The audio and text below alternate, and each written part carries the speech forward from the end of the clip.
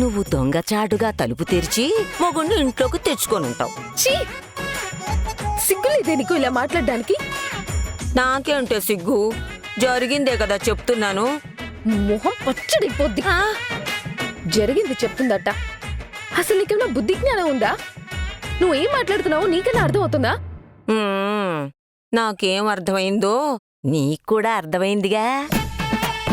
పెళ్ళైన కొత్త జంట, నువ్వు 3 రోజుల నుంచి ఇక్కడే ఉంటున్నావు. ఆ మాత్రం విరహం ఉంటుంది కదా నీ మొగుడికి. చీ చీ చీ చీ! నీ వయసుకి తగ్గట్టు మాట్లాడుతున్నావు నువ్వు.